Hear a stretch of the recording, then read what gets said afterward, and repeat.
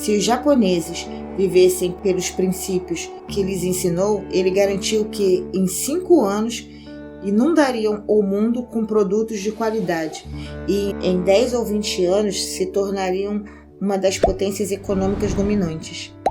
Muitos acharam que as ideias de Jimmy eram absurdas, mas os japoneses acataram sua palavra e hoje ele é reverenciado como o pai do milagre japonês. A cada ano, desde 1950, a honraria mais alta que uma companhia japonesa pode receber é o Prêmio Nacional Jimmy. Essa recompensa é entregue numa cerimônia com transmissão nacional pela televisão e é usada para reconhecer a empresa que alcançou o mais alto nível de aumento de qualidade em produtos, serviços, administração e relações trabalhistas em todo o Japão. Em 1983, a Ford Motor Company contratou o Dr. Jimmy para conduzir uma série de seminários para administração. Um dos participantes foi Donald Peters, que mais tarde se tornaria presidente do Conselho de Administração da Ford e aplicaria os princípios de Jimmy em toda a companhia. Peterson concluiu: "Precisamos desse homem para dar uma virada na companhia." Na ocasião, a Ford perdia bilhões de dólares por ano.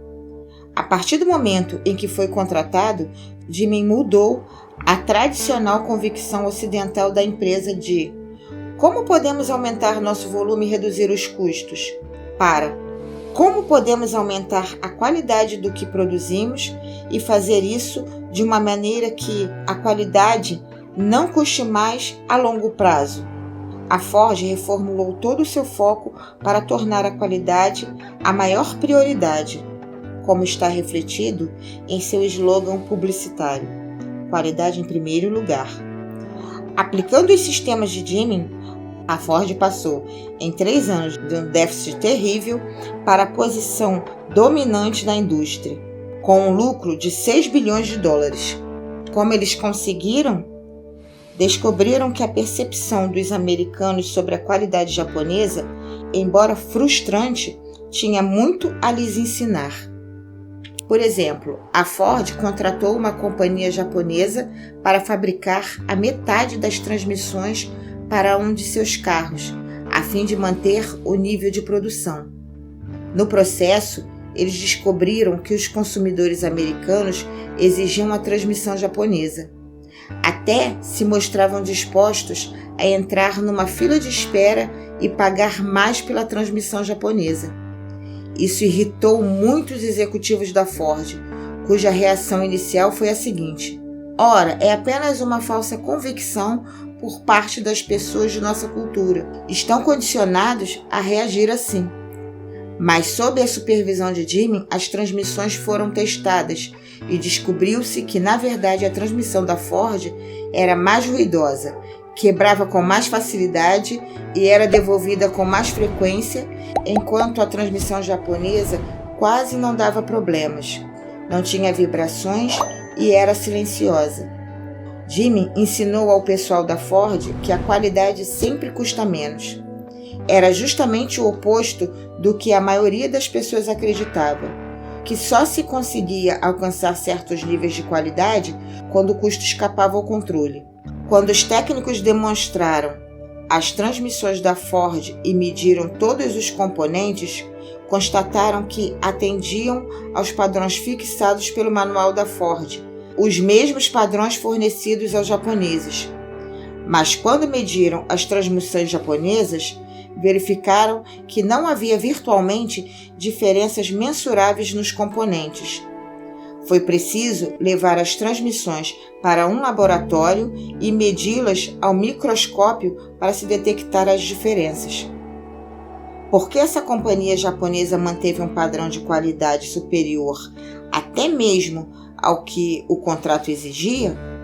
Porque seus executivos acreditavam que a qualidade custa menos, que se criassem um produto de qualidade, teriam não apenas clientes satisfeitos, mas também clientes leais, clientes dispostos a entrarem numa fila de espera e pagarem mais por seu produto.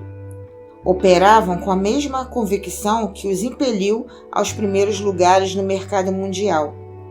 Um compromisso de melhoria incessante e um constante aumento na qualidade de vida para os seus clientes. Essa convicção foi uma exportação americana e talvez precisemos repatriá-la para mudar o rumo do nosso futuro econômico. Uma convicção maléfica que pode destruir nossa força econômica como uma nação é o que Jimmy chama de administração pelos números visíveis. A convicção empresarial convencional de que os lucros resultam da redução dos custos e aumento das receitas. Um exemplo notável ocorreu quando Lyon Townsend assumiu o comando da Chrysler durante um período de queda das vendas na indústria. Townsend tentou aumentar a receita, mas ainda mais importante, tratou de reduzir o custo. Como? Despediu 2/3 do pessoal de engenharia. A curto prazo, parecia que ele tomara a decisão certa.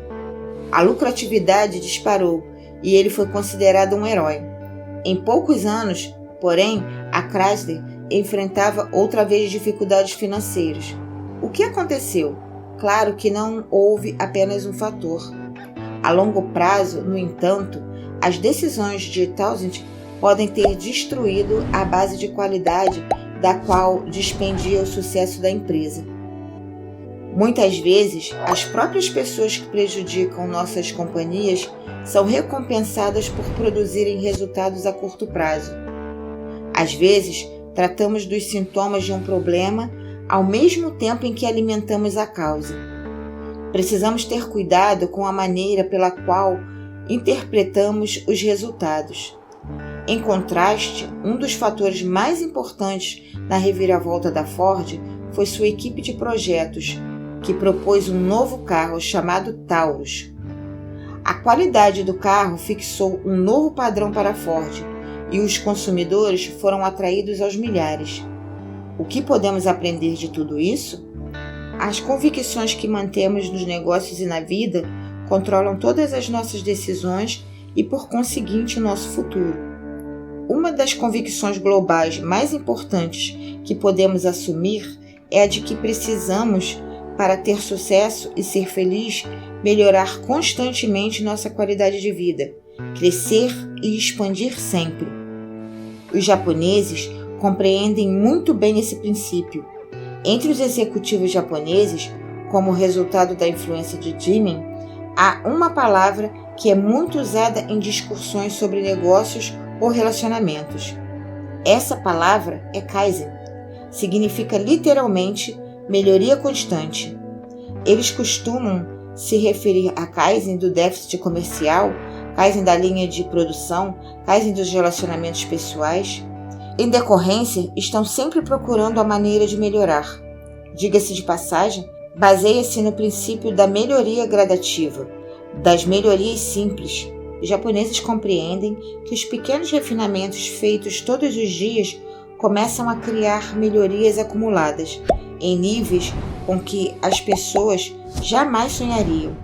Os japoneses têm um ditado: se um homem não é visto por 3 dias, os amigos devem dar uma boa olhada nele quando aparece, a fim de verificar que mudanças lhe ocorreram durante esse período.